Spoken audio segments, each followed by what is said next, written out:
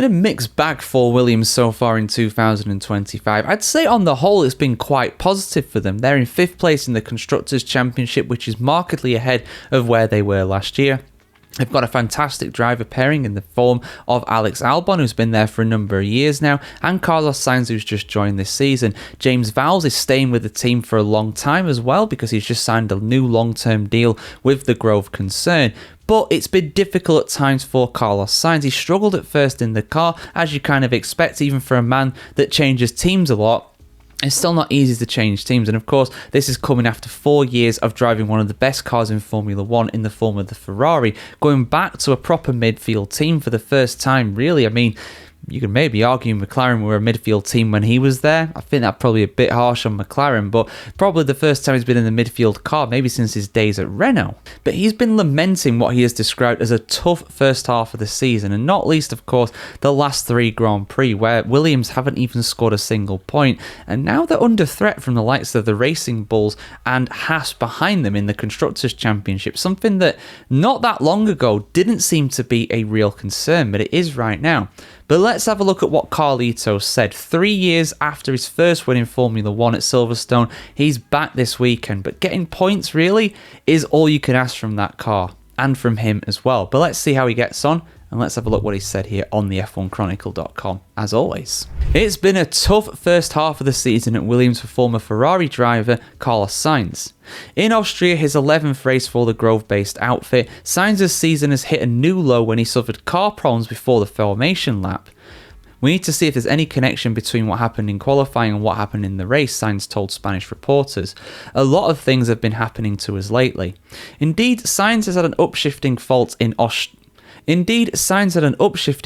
Australia, multiple problems at his home race in Spain, and cooling issues in Canada, as well as technical problems in both qualifying and before the Grand Prix at the Red Bull Ring last weekend. The truth is that the first half of our year has been a bit tough in that sense, because things keep happening to us, he continued. At some point, all of this bad luck will end and things will finally work out for us, he told DAZN. Sainz acknowledged that the problems, though, have not been isolated to his car alone, saying that Albon has also had issues as well, and that they need to find out why they have had so many problems in qualifying and also the race, because there have been several weekends of problems with brakes, engines, and also overheating. He also said that Williams are a bit weak in that regard, but they have no choice but to grit their teeth and see how they can improve in the remainder of the campaign. It's a long season still to go, 13 races including the British Grand Prix, and of course we've got the summer break to be able to go and improve the cars after this race at Silverstone this weekend. However, Williams' team boss James Vowles has always been publicly open about the team's current restructuring phase and the fact that the real development priority for 2026 is the all-new project for the 2026 rules change. It's part of the journey we're on at Williams, Sainz confirms. We have to rebuild and restructure the team, which, as we can see, still has many problems and things to improve. We'll keep trying, keeping our heads down, trying to recover and learning from what's going wrong. But Sainz, though, feels that it's difficult to remain mentally strong during this period, describing it as a difficult question, before going on to explain that it's certainly not ideal for a driver's mentality and motivation to have so many problems, but if there's one problem we're not having, it's a lack of speed. We have speed on most weekends. It's still early in the adaptation period, but the thing is, speed is useless if you have problems in the key moments of the weekend, which is what is happening to us.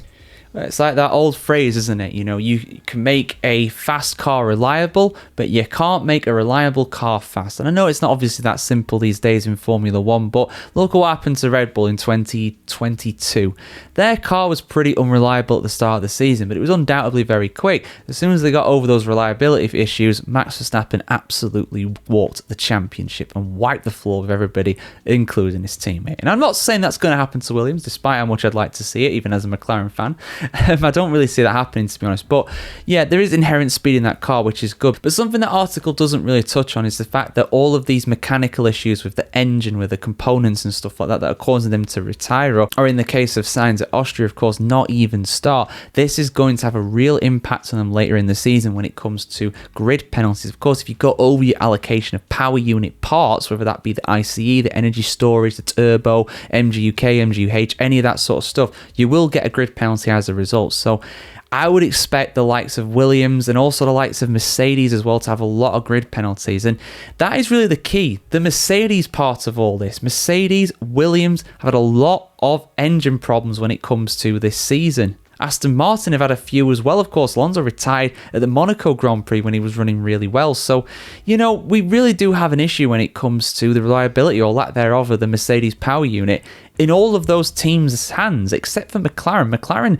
somehow have a better understanding of how that engine works than Mercedes themselves, or at least so it appears, given the results and the reliability of the Papaya cars so far in 2025. But guys, Williams, will they get back to points to go into the summer break on a relative high? I think they really need it because they are slipping and sliding right now. Like I said, the rest of the teams behind them, with the exception of Alpine, are all catching them right now. They're all in better form than Williams. And this is Formula One. It's relentless. Even at the back, you really got to fight for every position. So I think they'll do it. I think Albon will get some points, and I went into depth with that with my 5 drivers preview. But have your say in the comments below, guys. I appreciate all your thoughts as always. Like, share, comment, subscribe as always as well, guys, and have a fantastic day wherever in the world today, and we'll see you very soon.